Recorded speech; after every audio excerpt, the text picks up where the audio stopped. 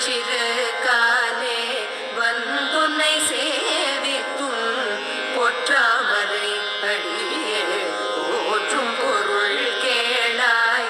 சிற்றஞ்சிறு காலே வந்துன்னை சேவித்தும் பொற்றாமரை அடியே போற்றும் பொருள் கேளாய். பெற்றமை துண்ணும் குலத்தில்